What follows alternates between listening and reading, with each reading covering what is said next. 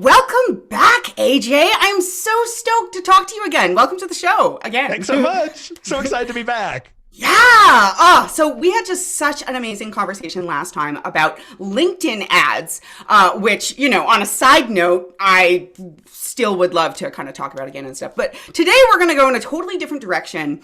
And rather than talking about something that's so kind of tactical and channel specific and really like on the ground how-to stuff, we're going to get a lot more personal and talk about something that has been honestly, I think life-changing for me, and it sounds like it's been life-changing for you as well, AJ, which is understanding what it means to be neurodivergent as an entrepreneur, specifically living with ADHD.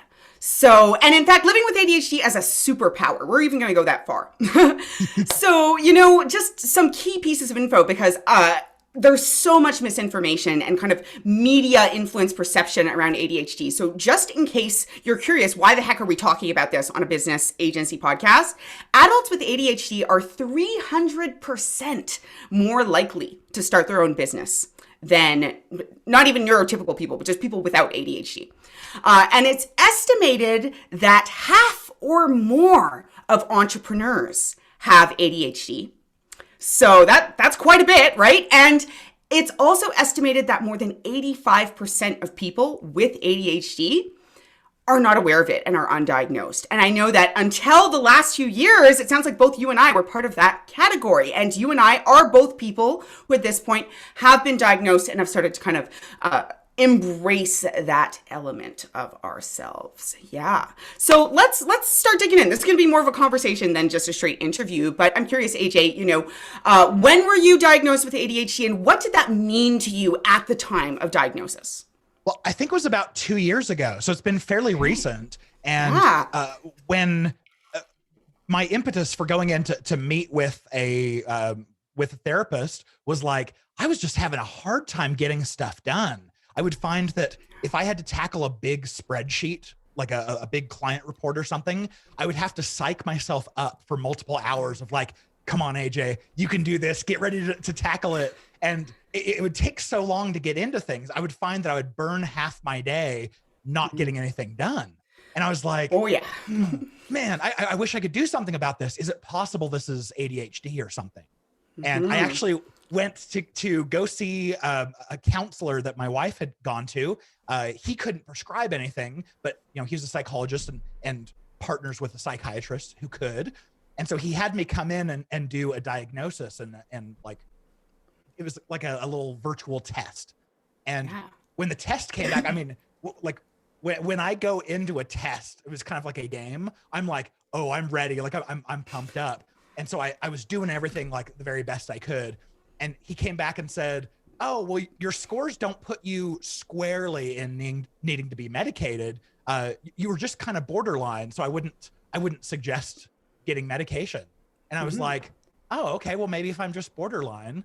Then I went like, I don't know, a couple weeks down the road and went, no, this just isn't right. I know I could do so much more if I could stay locked in. And that's when I went to see a different therapist and he was all on board. Like, yeah, you definitely have ADHD.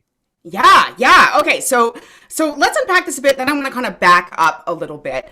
Because I had a similar experience where when I was first kind of considering that, oh, hey, this isn't just me being like, I don't know, like lazy or needing to try harder, those kind of stories we tell ourselves. The first person that I went to, who was also a psychologist rather than a psychiatrist, essentially at the end of an hour and a lot of really in-depth talking and doing these, like assessments and all of this, she basically told me, I think it's pretty obvious that you have ADHD, but here's the thing. She said, I'm not going to officially diagnose you.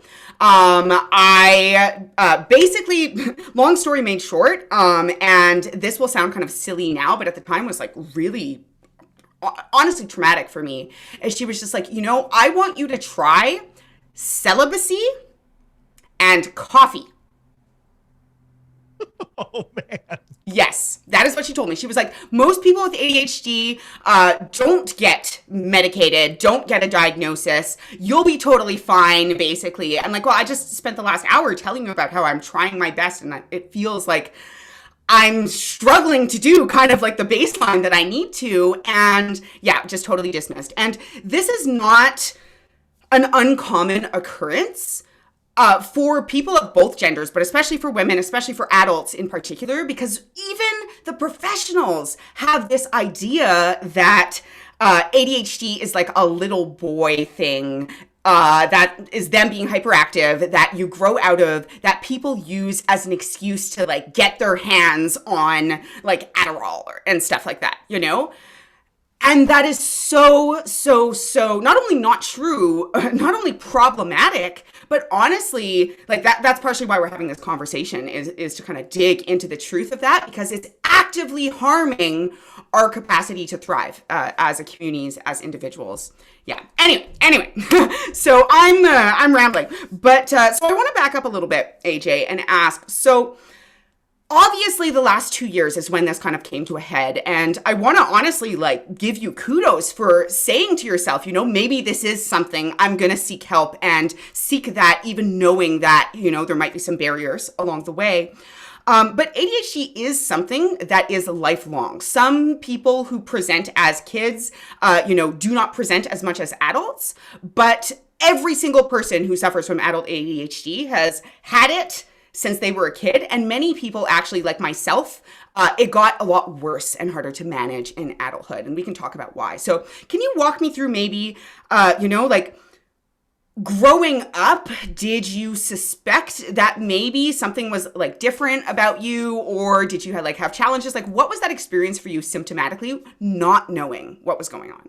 Oh man. I have no idea, because it never occurred to me that I was different than anyone else. And so I would go to the same school classes, I would do the same homework, the same projects, take the same tests. And I just always thought that like, oh, maybe I'm a little bit dumb, or maybe I'm a little bit broken, or a bad test taker, or maybe I'm just not good at finishing things. Maybe I'm a starter, but not a finisher. And, or that I'm lazy. Honestly, all of those things have been self-talk over like, you know, I'm 36 years old right now. The majority of my life, I've kind of talked down to myself like, oh, like maybe you need to work a little bit harder. And it wasn't that I wasn't just try harder. Exactly. Yeah. Just power through it, you know? Yeah. And it's not that I wasn't working crazy long hours to try to compensate. I totally was. Yeah. But what I found is like, I would study for longer than anyone else in the class to get a lower grade on the test. And it worked pretty well for me, because, you know, when you're in junior high and high school, you have like a set, schedule, a set of all of the assignments you do. And so I was able to say, well, I'm not going to do sports, I'm not going to do extracurriculars. I'm just going to focus on my math and everything. And so, like, you give me enough time, I can figure stuff out. I can perform. But boy, it never quite occurred to me that I was like, you know, people were performing better than me with a lot less time. Yeah. I relate. That actually like hits home so hard, is this idea that I have to work like I can do it if you just give me enough time and enough effort, and I am willing to put in the time and effort. But the pain of putting in the time and effort, and when you you realize, you're like, holy shit, I'm putting in so much more effort than all the people around me, and I'm still struggling and not getting to the level of other people around me. And man, it's so hard to escape that perception that even though you're trying super hard, that you just need to try harder. And if you're trying your hardest, then you're just not good enough. Exactly. That you're just not enough. And I mean, that idea of like not being enough is something that I too, you know, like I went through school. I was a good test taker. So I wouldn't say like excelled at school, but I got by decently, despite the fact that behind the scenes, I wasn't doing any homework. I was struggling. You know, I was kind of the opposite in that I presented super well, but behind the scenes, I didn't have any of it together. And I just told myself that, oh, I didn't care, or, oh, you know, like, if I could do better if I wanted to, and I could like try harder, and I could do all this stuff if I wanted to. But once you get into, well, for me, like running a business in the adult world and all of this stuff, it took years for it to catch up with me, because at first it was just like, oh, I'm just going to work harder. I'm just going to do the thing. I'm just going to kind of hide it until all of a sudden you can't hide it from yourself anymore, you know? And that's a really scary, thought and feeling, because that it's like, oh, this is proof of what I always knew all along, which is that I'm not worthy. I'm not enough. I just can't do it, you know? Oh yeah. That totally hits home for me. So I don't want to like take over the interview or anything. Yeah. I would love to know at what point you decided to become an entrepreneur. I'd love to hear that story. Because I'm sure that's deeply threaded. Yeah. There as well. Totally. And I totally have that question for you too. But you know, we can both share. I'll go first this time. So for me, my path was that I was always an overachiever. I was always like an intense person who was often too much for people. I was like, as soon as we started talking, I was like, oh, you're like me. We're intense. It's good. Right?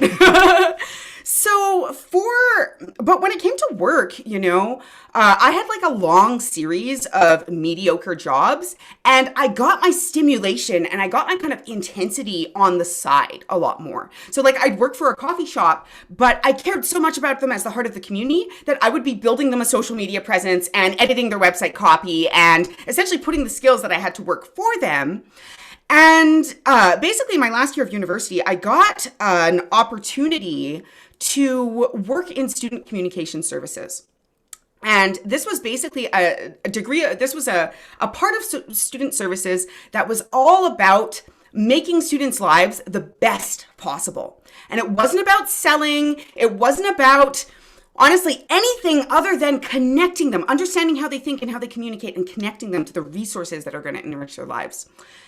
And I thought that I'd liked the jobs that I'd had in the past, but when I got this job, it was just something lit up in me.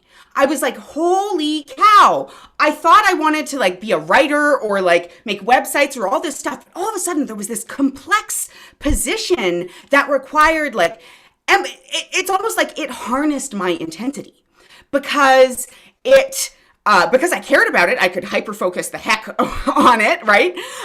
But also it combined the writing and the kind of like rebuilding of the websites and the putting together the avatars and it was really the roots of what a Nancy is now was my role there.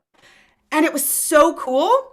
But then, but it was a limited position role. It was, you know, like I think a 4-month role. And then that same person rehired me for a different 8-month fixed term role.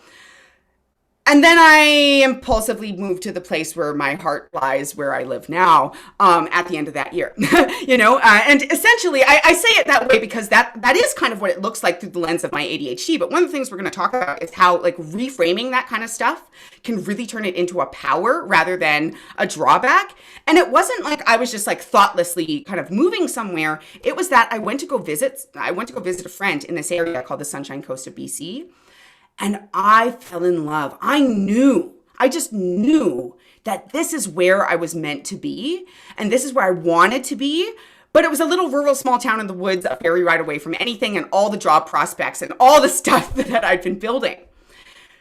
So basically that brought me to this place where, you know, I moved here. I got another grocery store job. Like I did the thing. I went back to what I was doing. But now that I've had that taste, I realized that if I wanted to do that, if I wanted to connect people to resources that would really enrich their lives and work with the copy and work with the web, I'd have to do it myself and I'd have to launch it myself.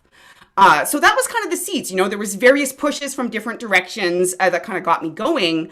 And I think another kind of really interesting piece on the journey was always thinking that I could be someone who could be a really good employee unless, but only if I really loved and respected and everything that situation, which is super rare. It's even rarer than I thought it was. I've realized now. So I was like, well, if I'm going to create it, I really need to make sure that it's not going to be something that is like the worst case scenario that I see for other people, where they're stressed and not profitable and like their whole lives are kind of dedicated to this. And so in order to do that, I kept having to take hard looks at where my energy and focus was within the business and start to build and shift the business in ways that aligned with that. So instead of being like a solo copywriter doing all this stuff, I have a really, really interconnected team that's actually the community that I feel the most belonging to in the world, other than my family, even as their boss, which is kind of weird, because of essentially continuing to challenge myself on the things that I love, or again, through the ADHD executive function lens, realizing that if I'm going to get up and do this thing every day, I need to keep clarifying and simplifying my role to the things that I can motivate myself and kind of constrain myself to actually do. Because I have definitely woken up in the morning and been like, I have a full day of self-motivated work to do ahead of me. I'm just going to spend 10 minutes reading my book. And there went 8 hours. And that was an important day of work. That wasn't like, yeah. So anyway, a little bit of a long answer, but yeah, that was kind of what got me going on my journey. Well, I'm super curious now. You said you moved to a rural town. Was that associated at all with ADHD? Is there like this, a pull to life that's a little bit slower to kind of counteract, or is that due to something else? It's so funny that you brought that up because, part of, I think we were talking about this before the record went on, but part of my year of self-realization before pursuing a diagnosis, and then the last months, like 4 to 6 months, it's really recent, of kind of pursuing that diagnosis and treatment, is basically realizing that my whole life is, my memories are all rearranged now that I understand that I've had this thing and how it's impacted my decisions and my struggles and etc. And you're totally right. I did not think about it until you asked me. But one of the things that really drew me to the Sunshine Coast, which is where I still live pretty much 10 years later, is the fact that this place is full of people who are outside the norm. In the sense that, or what I identified at the time, was that in order to live here, in some ways it's a little bit easier, but in some ways it's a little bit more challenging, because at that time, the limiting factor was jobs. And unless, especially as a woman, as a man, you can get a job in trades and stuff, but that's not really my jam. You can get a job in trades as a woman too, let's be real, but it's so much easier. Like you literally, like my husband just basically showed up with a bulleted list that says I've hammered stuff and $20+ an hour, boom, he's got a job, But because of that, I realized that the type of people who did choose to live here and build their lives here tended to be, people who gave a shit about it, like artists and creatives, but also remote workers, also people who wanted to raise their families here and stuff. And that was a driving factor for me as someone who never quite felt like they fit in anywhere, to live somewhere where I perceived that there was a lot more of people choosing and having an intentionality, and that kind of like passion and not quite fitting in the norm was the norm. Things, of course, have shifted a little bit over the last 10 years, but that's what was going on then. And I think it definitely had to do with my ADHD, pushing me to basically surround myself with people that I felt understood by, and vice versa. And actually, on that note, like the people in my family, both, like my two partners, like they both have ADHD. Actually, one was diagnosed as a kid, and that's kind of how I got to understand that, oh, holy crap, I think this is me. And one, since my diagnosis, we've started to do more research and stuff and realized that although he hasn't pursued a diagnosis, he probably does as well. And probably more than half the people in my company. And again, this isn't an accident. It's not like secretly the entire world has ADHD, or everyone's a little ADHD, one of those things we hear. But actually, I read a study. It was a small sample study, but it said that people with ADHD, as well as other things, like people with depression, people with anxiety, etc., over 90% of the people they studied had aligned themselves with a partner who had all of the dominant characteristics of the same thing. So, Wow. yeah, really interesting. Really interesting. Oh man. Well, that's actually really interesting because I just made a connection. Yeah. I hate cities. Like I travel to San Francisco and New York and places like that pretty often for work. But Yeah. I've always told myself, ooh, I like to visit, but I would never live there. And it's because Yeah. cities just are so overwhelming. There's so much going on. You're so right. Yeah. You're So I so love right. the suburbs. Yeah. I'm like, get me away from like, I need to be close enough to a Costco and a gas station, but like get me Vibe with that. into the suburbs. I'm good there. Yeah, I think you're totally right. I didn't realize that until after I moved here, but now when I go back to the city and stuff, because like you, I have to go into the city for a lot of different reasons, it's super overstimulating and overwhelming and spikes my anxiety. And despite the fact that, the people around me also suffer, or maybe not suffer, but also are kind of navigating their own neurodivergence and stuff, you're totally right in that the pace of the countryside, I find really balances me. Especially since I'm not just super hyperactive, super high intensity, but also very cerebral in my work, right? Like I work with a computer. Everything I do is intangible in terms of physical form. And I'm surrounded by like tradesmen and people who make physical art. And I find that that's a like nice balance as well because I get my life. Oh, that's so cool. Yeah. Yeah. So share on your part. I'm curious to hear how ADHD might have contributed to your path of entrepreneurhood and what made you decide to become an entrepreneur. Ooh. Yeah, well, it's really funny because I grew up in a family where we're super conservative, especially even financially. My dad, he worked for pretty much the same bank for like 40 years before he retired. And, he was a finance guy, not an ounce of ADHD in him. He's just, he's just an amazing mind. But I grew up with that financial conservativeness of being raised by a banker where it was like, okay, this is the path to stability. And this is, you go get a job and work your way up in the company. And what was so interesting is I've been fired 3 times and it never feels good to get fired, but now knowing about my diagnosis, it's really easy to go back and go, oh, I couldn't give my everything to that company because I was too distracted or because I lost like the love of it and just couldn't put the effort in. So when I became an entrepreneur, it was because the most recent time I was fired from that company and I went, there's this skill of LinkedIn advertising that no one else is talking about, but I've been doing for the last 2.5 years. Like maybe I should do something with that.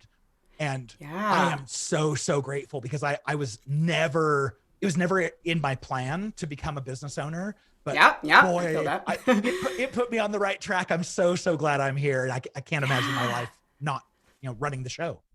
Yeah, that makes total sense to me. And I have very rarely had people come to me and say, I'm an entrepreneur with ADHD, but so often I've heard people come to me and say, I'm an entrepreneur because I need to be. Because it's until I was an entrepreneur, I thought that I was dumb or incapable or all of these different things or some people just, maybe laugh it off and hide that shame inside because I'm sure it's there on some level, to be real, because it's this idea that I can't work for someone else. It doesn't work for me and the way my brain works. And I think that with the kind of stigma that's associated with ADHD, I wouldn't be surprised if that's kind of at the root of it for some people, but I think that's why we're moving towards these terms like neurodivergent, which really is about saying my brain functions differently, not there's a problem with my brain.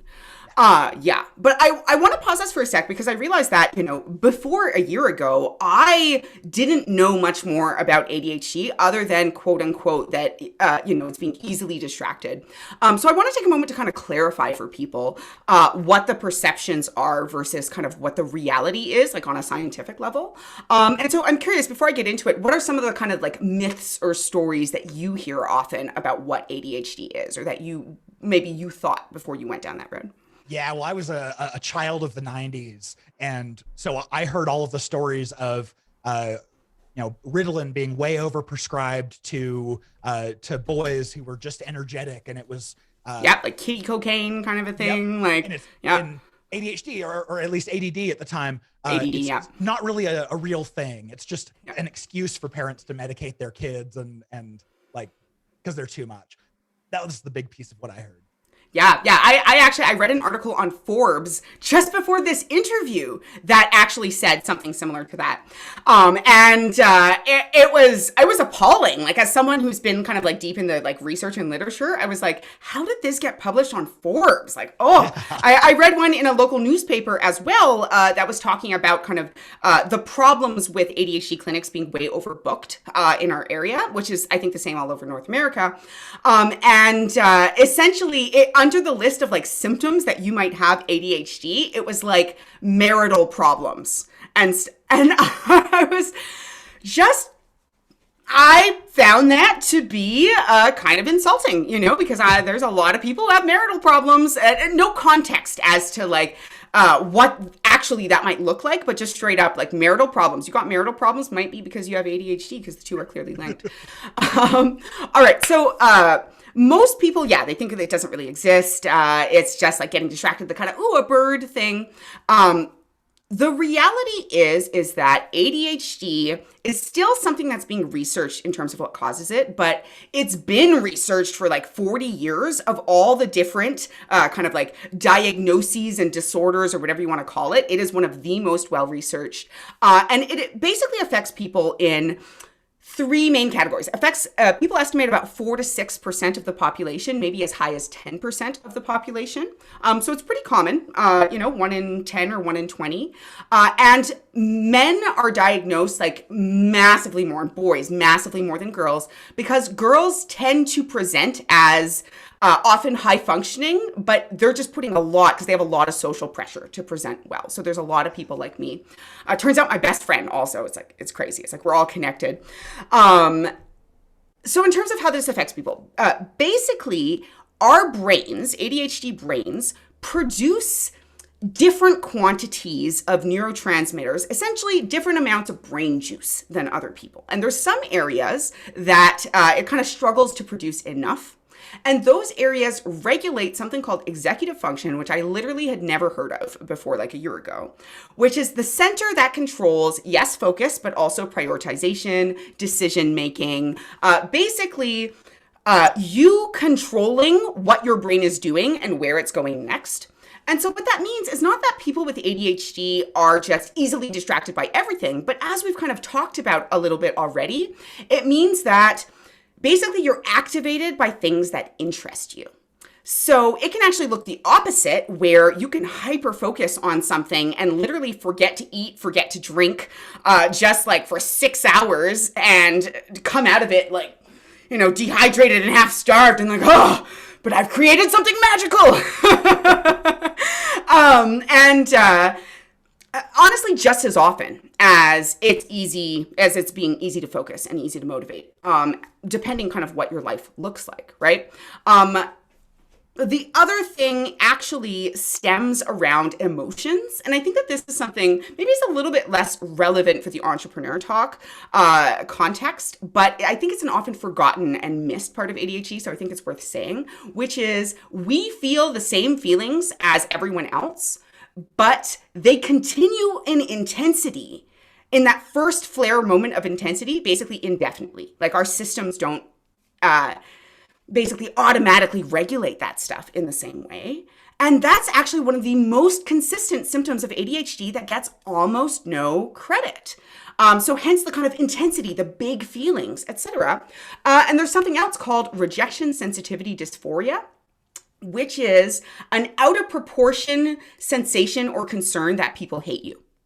So again, just putting it out there, like in the entrepreneur world, I've heard pretty often, like, yes, we all suffer from imposter syndrome and stuff, but this kind of stomach churning, like clenching fear that if you like say the wrong thing, or that client that like didn't respond to your email actually secretly hates you and wants to cancel his project or something like that, like that feeling. Yeah. Oh man, even when there's no signs. Yeah. Were you aware of those elements of it? No. And I'm making all kinds of connections. This is, right? Yeah. I mean, I was, I'm obviously high energy like you, and I've been like this my whole life. I tell people I came out of the womb pre-caffeinated, and, my entire life, people have been like, whoa, bro, back Tone up. it down. Yeah.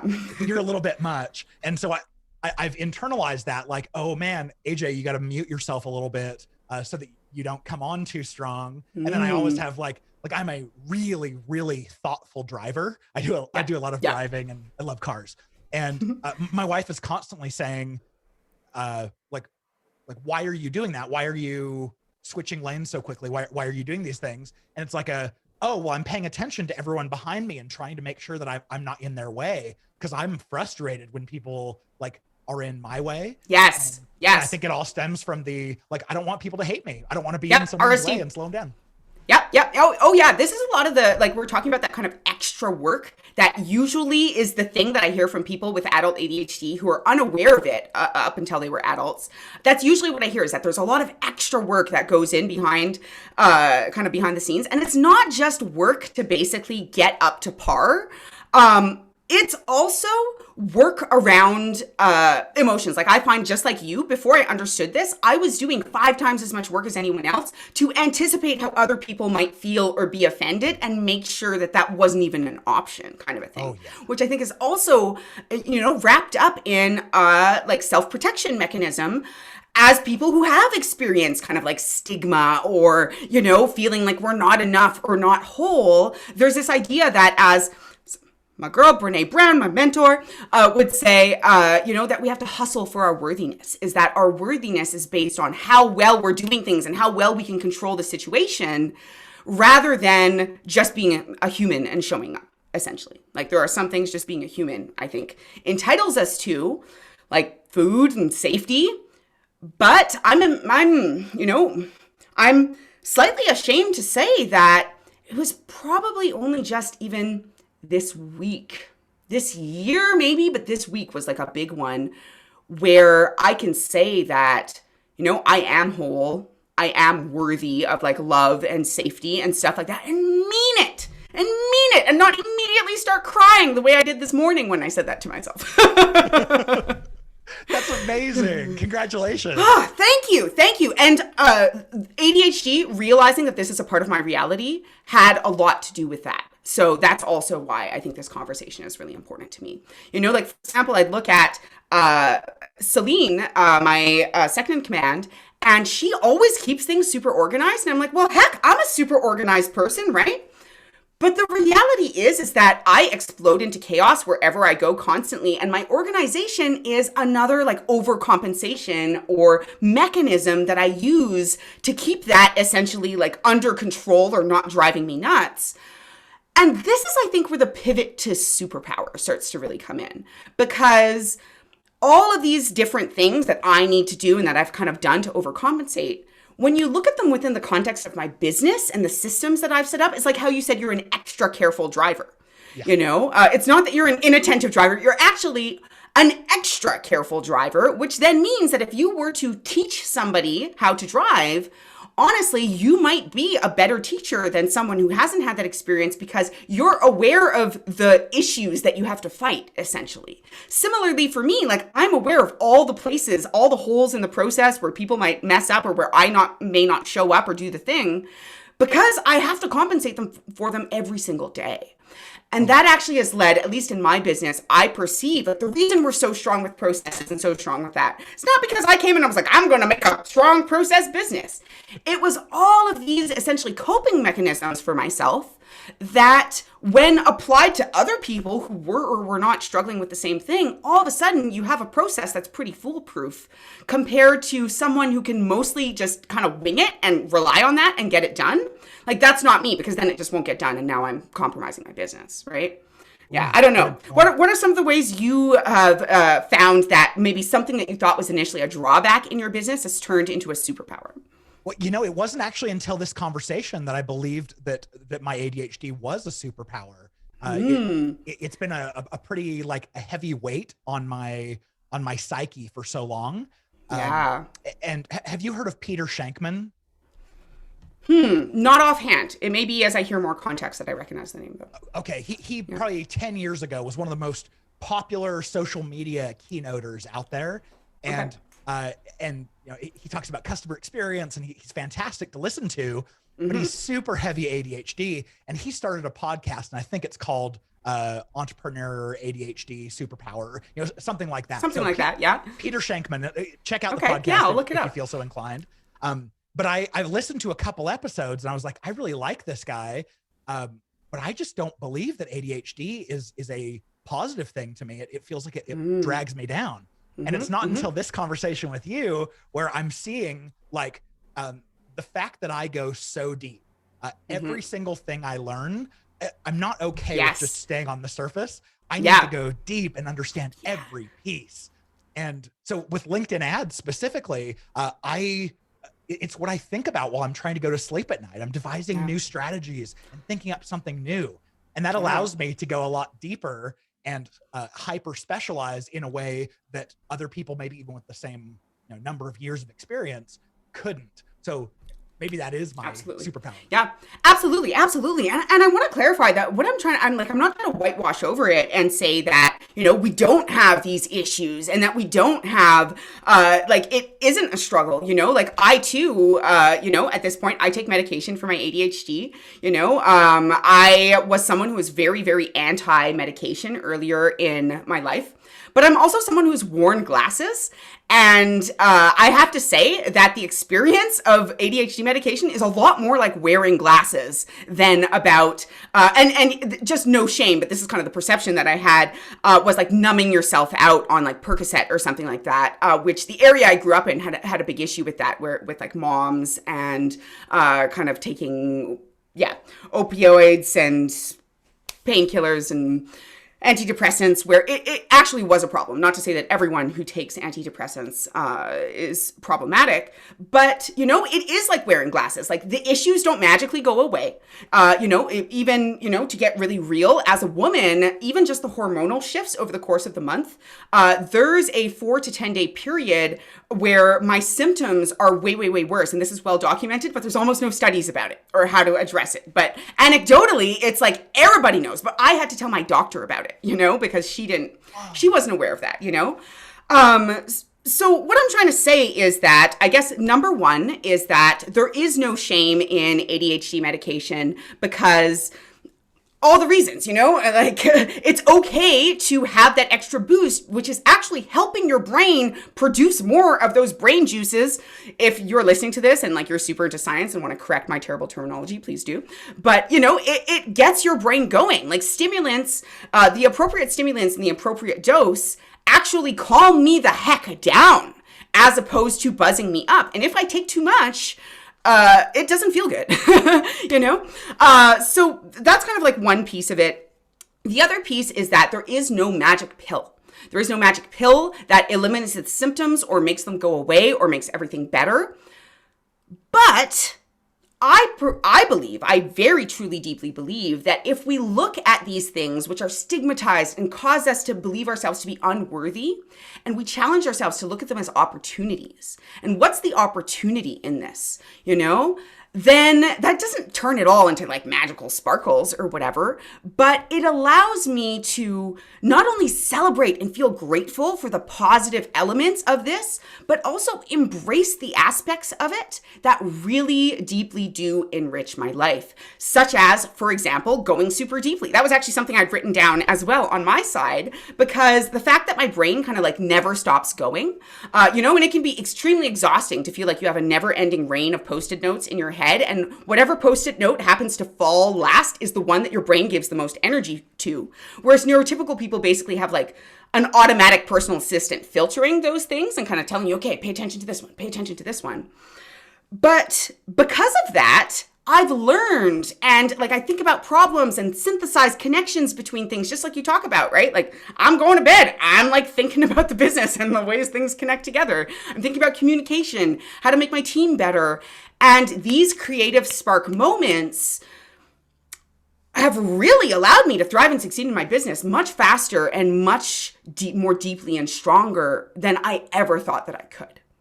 you know? And yeah, if we just think about it, like it's just this problem to overcome, then we forget those moments, you know? And our give a damn and our self-love and our like strength and our power is one of the biggest assets that we have as entrepreneurs. So I don't want to be forgetting that. Yeah, but, right? To that point, I've never worked at a job for longer than about 2.5 years. I just, like, if you look at my resume, I'm just jumping every 1 to 2 years because I got bored. I like plateau out, and I need stimulation. I need to keep learning. And so if I've already learned everything there is to know about a subject, like, it's time to move on. I'm not going to stick around somewhere. And I'm now in like 6.5 years into my company. And my wife and I talked at the very beginning of starting this, like, okay, AJ, like, you always get tired of what you're doing and, you know, and give up at some point. Like, what's our backup plan if you get 2 years into this and realize that, like, you give up? Yeah, it's not for you. It's not interesting anymore. But it's wholly interesting. I love that when you run a business, you have to run every department. You've got to wear every hat.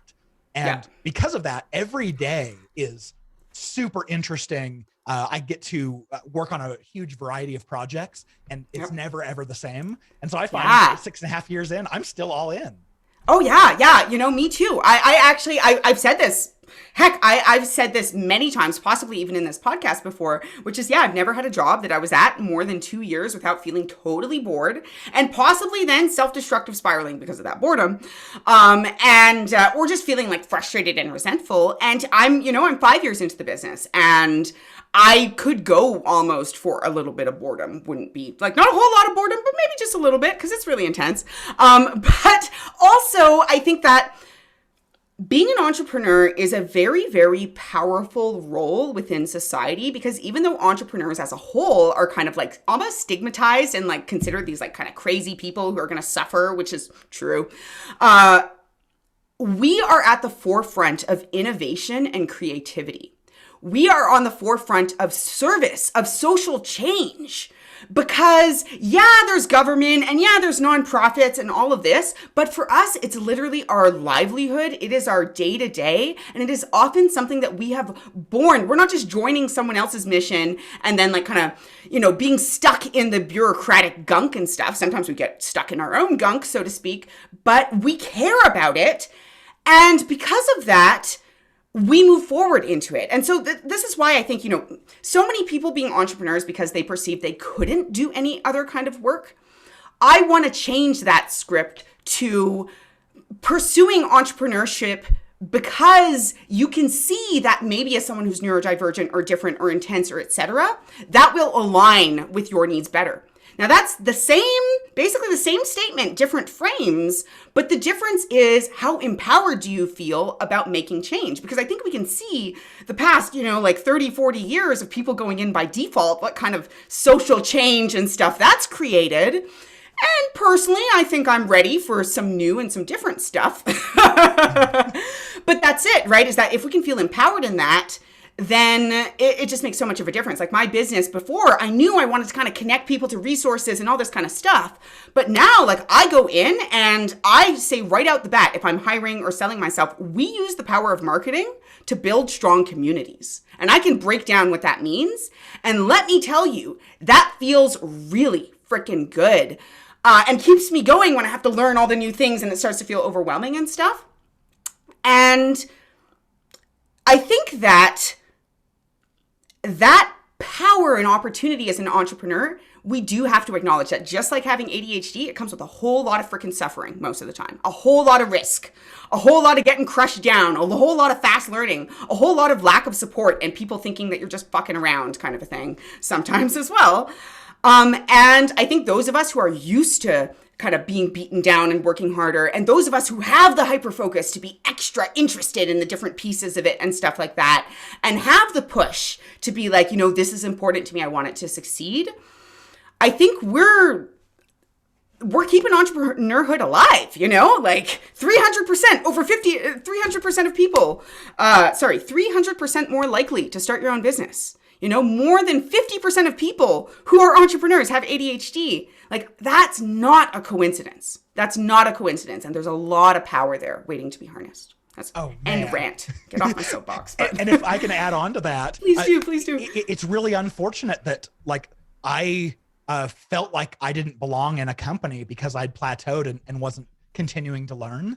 And so now I turn to my employees and I'm actively watching, like, what are you learning? What are you interested in? What's the next thing, the next stage you want to get to? And I think that's something that every boss should learn is like, don't ever let your employees stale out and feel like they've tapped out. Find ways of continuing to like get them to the next level, because who doesn't want someone who's just, they have ambition. They just want to learn and do everything. Like, I think that that's probably why so many people on my team are we're describing people who've been on the team a long time through this kind of like awareness daisy chain. We're starting to find out that they have maybe different forms of neurodivergent. I also have a very diverse team. And everyone on the team, like we just, somebody just came on board and came to their first team meeting on Monday, which was yesterday. And every single person had to go around and share, what was their favorite part of working there and what their role is and stuff like that. Every single person, including the person who arrived late and had no idea what anyone else had said it was the team and the community.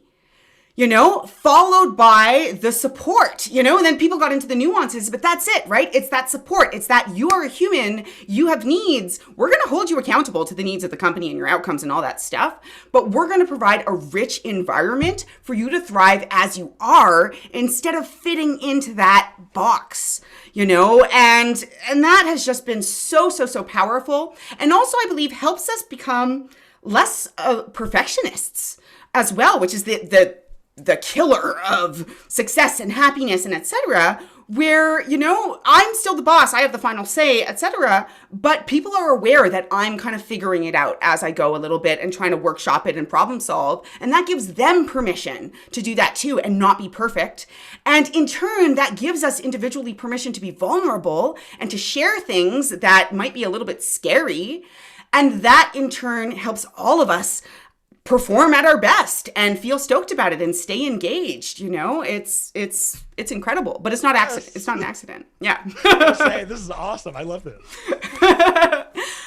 Yeah. And I think I said this at the beginning of the call, but for me, I've come to realize that my business is my community, is a community where I truly feel like I can belong as someone who is, and just going to get kind of real for a moment here, but someone who is queer, someone who is neurodivergent, someone who is, doesn't fit the racial norm. I'm like Native and Black, and don't quite appear to be in either category. As a woman in the agency world, at this level, there's not a lot of other people.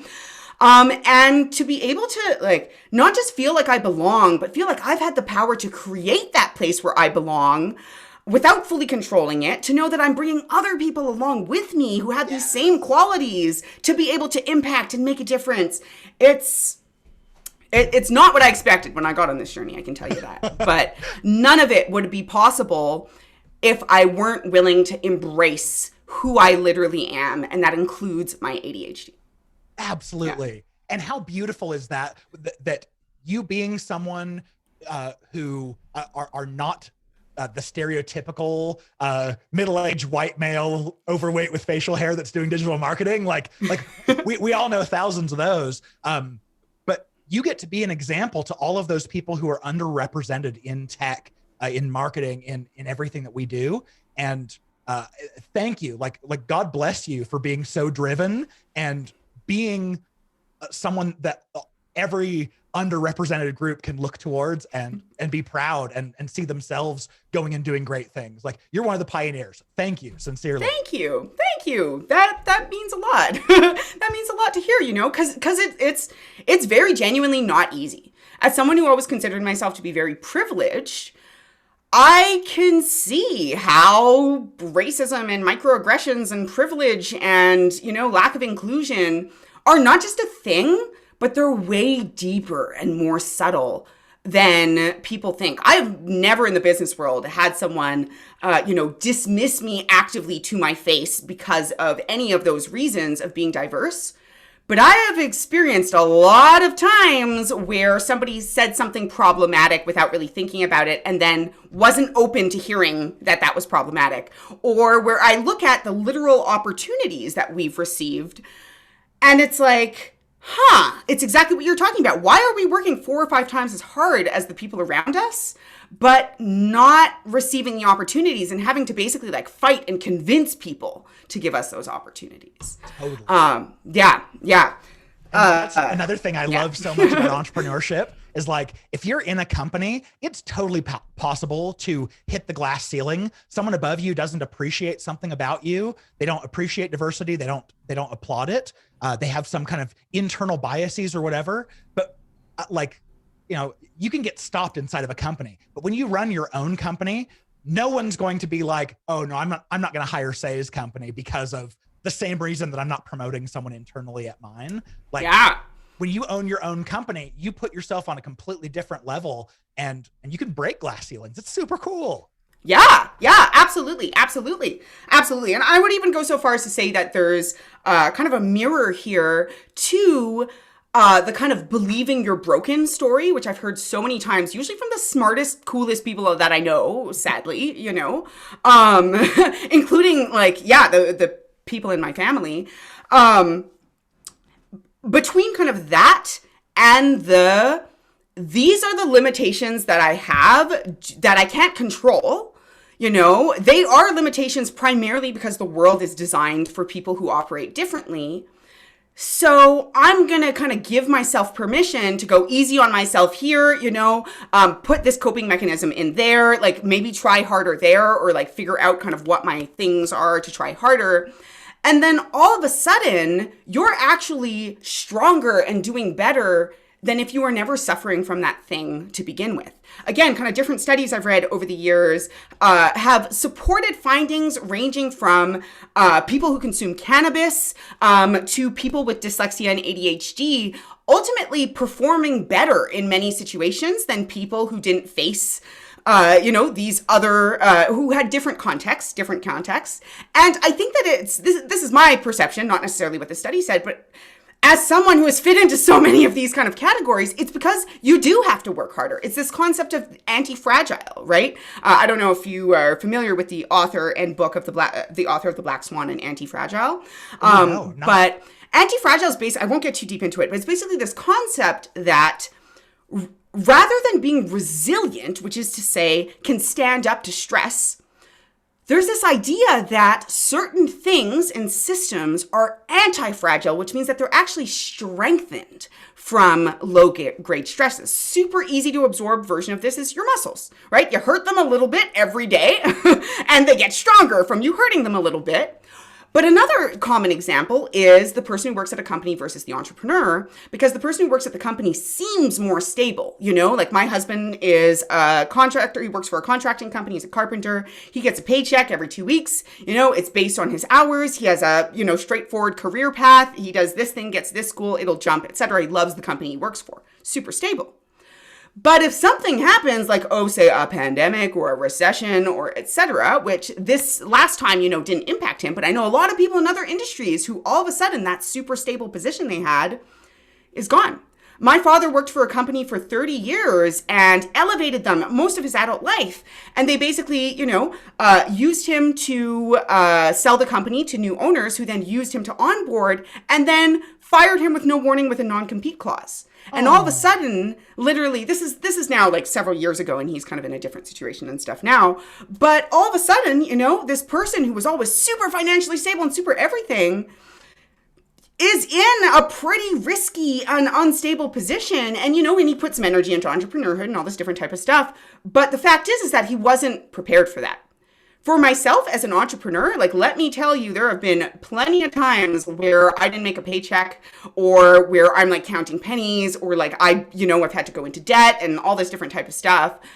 But if my business were to fail tomorrow, first let's talk pandemic. Pandemic came at a really bad time for us. We'd made a few bad calls. I'm going to be real. And the pandemic stopped us from being able to kind of bounce back. So it hit us extra hard. And I had to sit down with my second in command and be like, we're almost out of money. We're almost out of credit. Where's this going?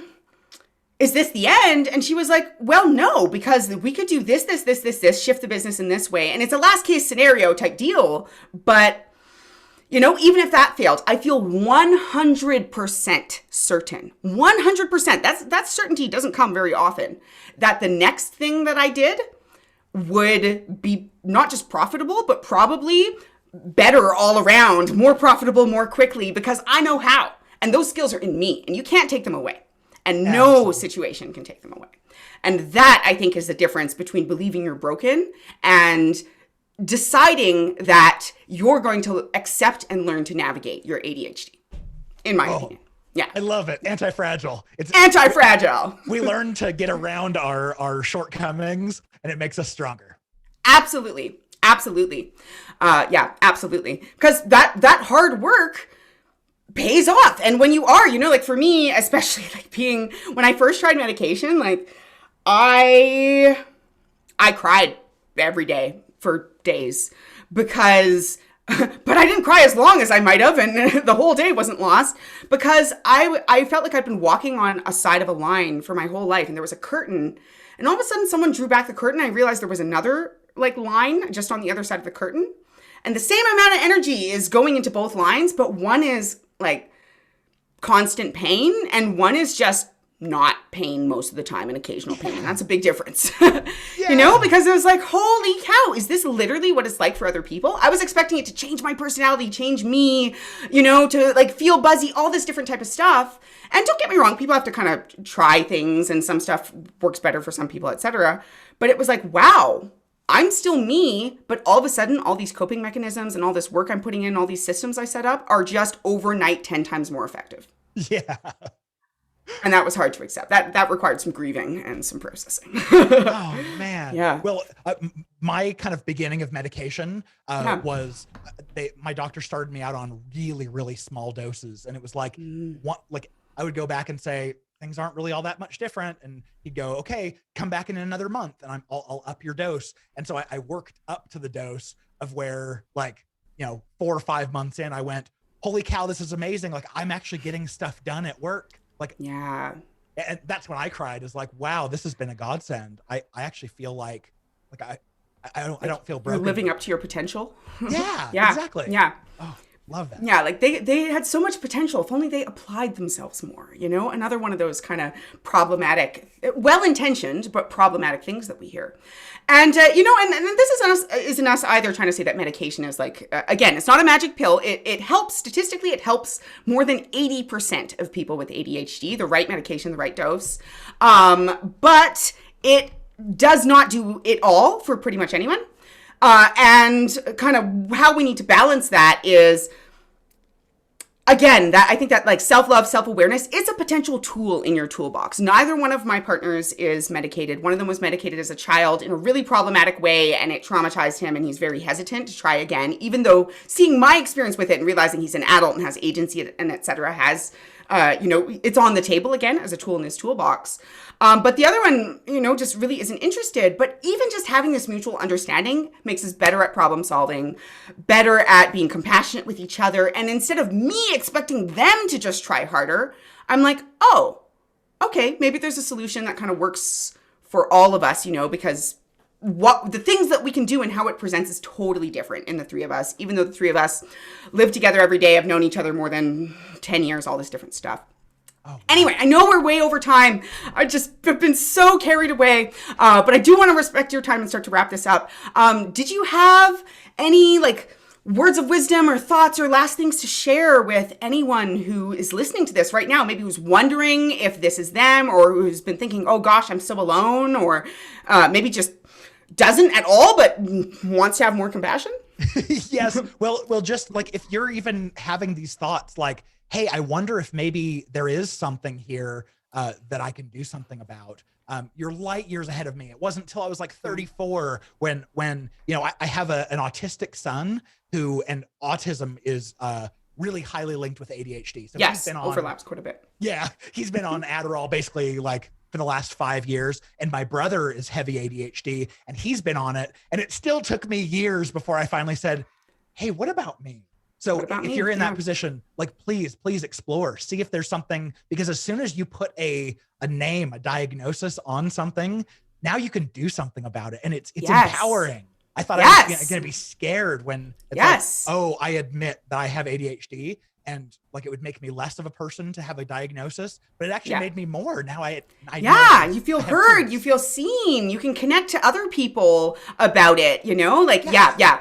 I recommend, just in terms of a very specific resource, attitude.com. That's ADD, itude.com. So ADDITUDE.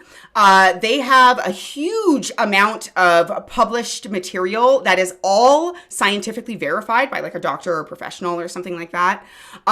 They have lots of kind of like self-diagnostic things that are kind of open-ended that help you see, you know, like one, for example, you know, it gives you lots of different things, not just ADHD, depending on what your symptoms are. And I actually found out that I have a sensory processing disorder that I've also had since I was a kid that overlaps a lot with ADHD. So I like to call it finely tuned. I'm super finely tuned. All of my senses are extra finely tuned, and that has had an impact, and I never would have known. And it basically was like, have you considered ADHD in this? And I was like, holy cow.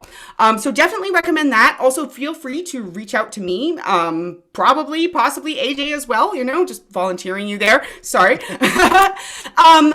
Do, you know, consider going to a medical professional, but I'm going to put it out there that my own experience, especially if you're in the US, is to do some kind of research and some positioning on your own, because you may have to self-advocate. Just like the two of us, you know, we had experiences that were kind of meh, you know, at best. One of my experiences, you know, even though on the surface it sounds kind of funny when, you know, celibacy and coffee and what all this stuff, the reality is that really started a shame spiral for me and set me back quite a while.